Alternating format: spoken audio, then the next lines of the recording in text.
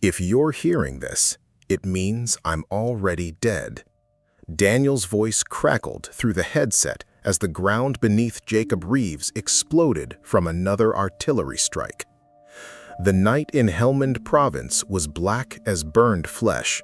A 7-man American squad moved through the ruins of an abandoned village when the sky suddenly flashed white with fire. The strike landed so close that Jacob never even heard the explosion, only a sharp ringing in his ears and the taste of blood in his mouth. The blast threw him against the wall of a destroyed building. Stones rained down from above, dust filled his lungs, and screams echoed all around him. When he finally regained consciousness, the world had already changed. He saw a hand. A severed human hand lying inches from his face. On its finger was a silver ring engraved with the letters DR, the same ring his younger brother Daniel always wore. Jacob began crawling through the smoke and ash. His knees left bloody trails across the concrete. One by one, he found the bodies of his squad, burned, torn apart, mangled beyond recognition. 7 men had gone into the mission. Only 1 survived. Then he found Daniel. His brother lay beneath a slab of broken concrete. His eyes were still open, but empty. Half his face had been burned away, and a piece of shrapnel had pierced straight through his chest. Jacob collapsed beside him and screamed so loudly that even the explosions around him seemed to fall silent. He pulled Daniel's body out from beneath the rubble and buried him right there in the darkness, using his bare hands instead of a shovel. The ground was hard, mixed with ash and blood. Jacob's fingernails cracked down to the flesh, but he kept digging. "I'm sorry," he whispered. "I promised Mom I'd bring you home." When the grave was finished, he placed Daniel's dog tags beside the body, along with an old photograph of them as children standing outside their house in Texas. Then he picked up his rifle and stood. That was when he heard the sound of a rifle bolt clicking behind him. "Drop the weapon!" Jacob spun around, but it was too late. A flashlight beam blinded him. Dozens of armed men in black uniforms surrounded the ruins. Their patches carried no flags, only a skull with glowing red eyes. Mercenaries. One of them smashed Jacob across the jaw with a rifle stock. Another tightened plastic restraints around his wrists. Jacob fell to his knees beside his brother's fresh grave. "Don't touch him," he growled. The mercenary commander stepped closer. A tall man with a scar running across his entire face shined the flashlight toward the grave and smiled. "You just buried your brother," he asked quietly. "Then you'll be interested to know. We were the ones who called in the artillery strike on your squad." Jacob felt something inside him die. Not fear, not pain, something human. A black hood was pulled over his head, and they dragged him into the darkness. The last thing he heard before losing consciousness was the mercenaries laughing and the sound of dirt falling on his brother's grave. On the first day, they knocked out Jacob's 3 teeth. On the second day, they broke 2 of his fingers. By the third day, he stopped counting. They kept him inside a concrete basement beneath an abandoned factory somewhere near the Syrian-Iraqi border. The cell was so small he couldn't fully stretch his legs. Damp walls reeked of mold, blood, and rotting flesh. In one corner lay a rusted chain once used for other prisoners. Judging by the dark stains covering the floor, most of them had never left alive. Every night they came for him. The mercenaries liked silence. No shouting, no wasted words. One held him down while the other beat him. Sometimes they used electricity. Sometimes they simply strangled him until he blacked out.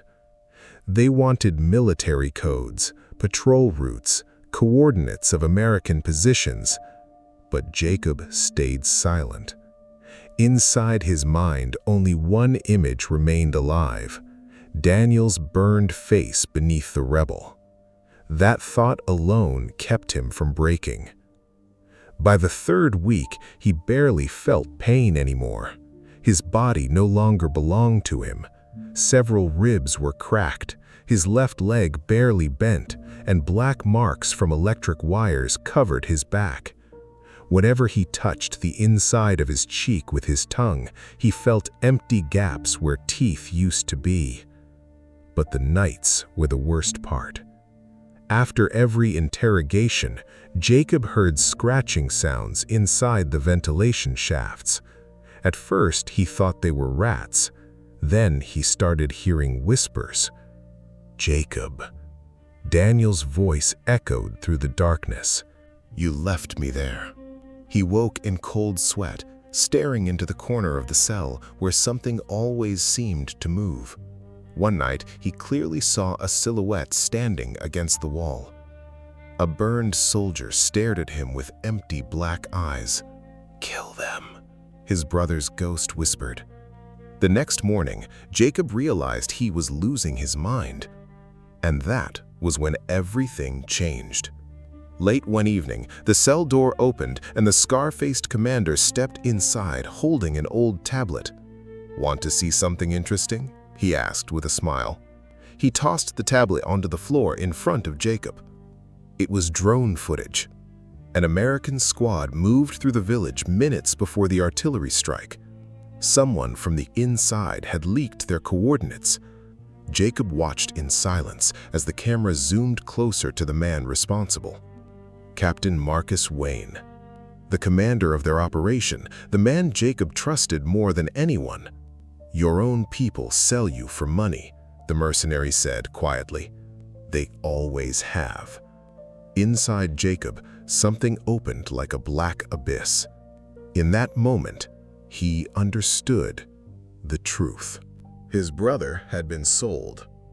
That night, for the first time in 3 weeks, Jacob smiled.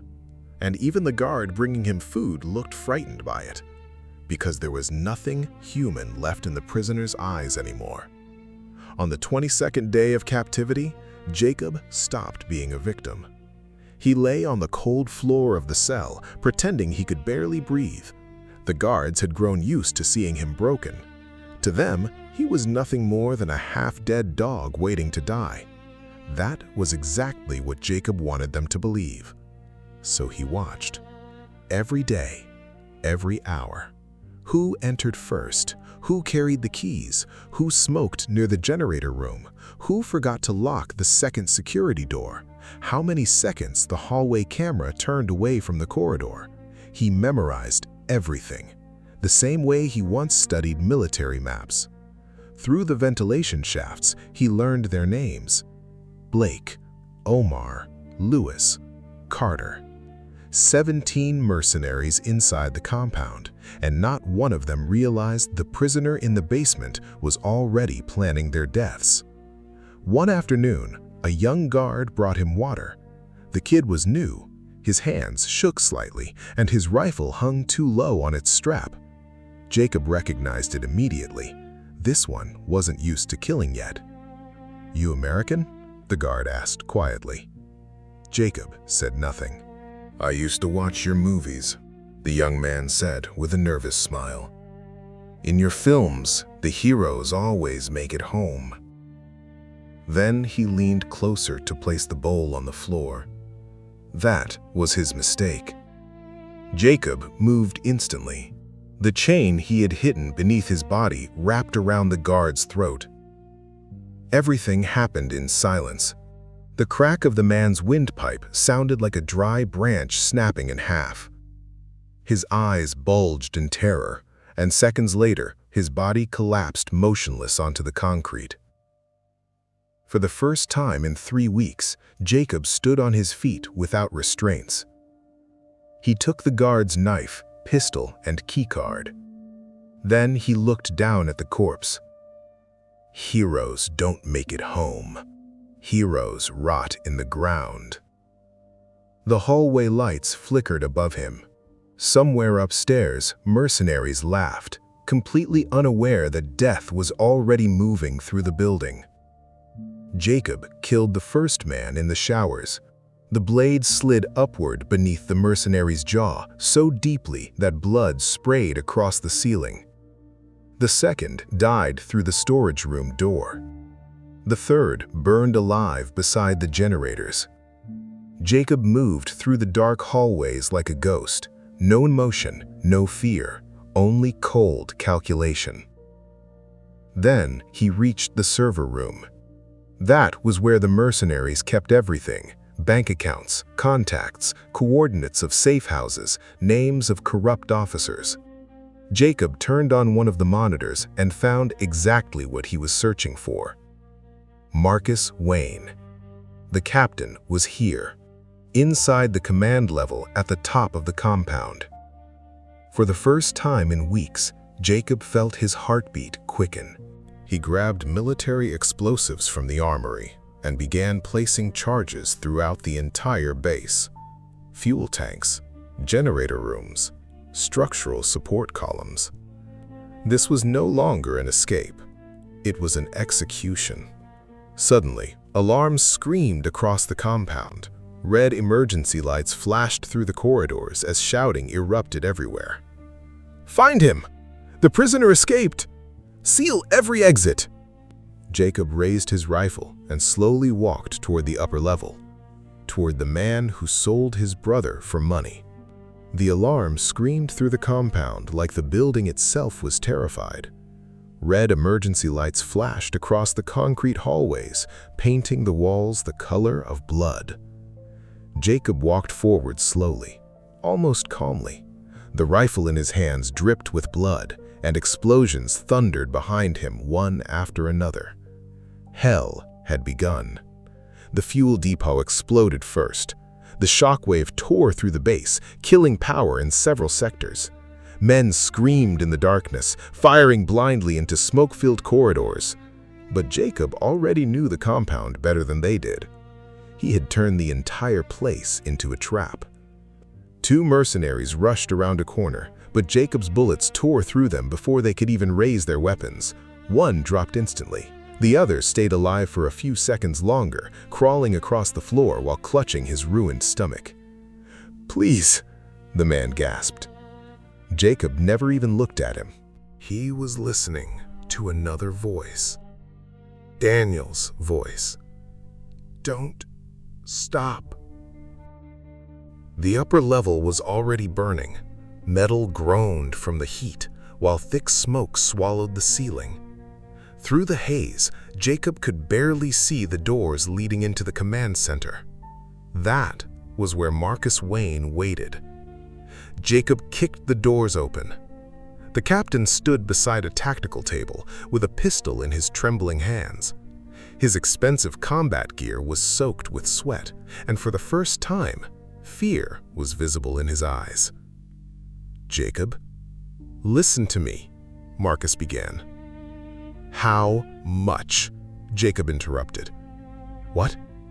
How much did they pay you for my brother?" Marcus stayed silent for several seconds. "It wasn't that simple." "Not that simple?" Jacob roared. "Daniel was 24 years old." Marcus dragged himself backward across the floor, leaving a trail of blood behind him. "They threatened my family. I didn't have a choice." Jacob stepped closer. Daniel had a family too. Another explosion shook the compound. Part of the ceiling collapsed as sparks rained between them. Marcus was crying now. Real tears rolled down his face. "Please," he whispered.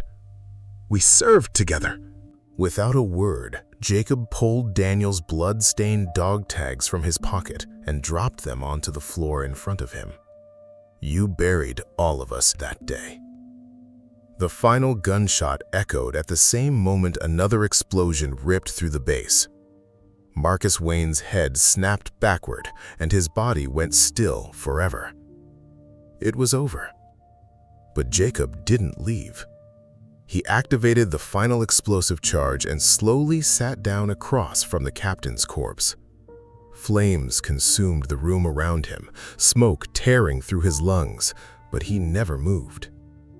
Then, through the fire and darkness, he saw Daniel again.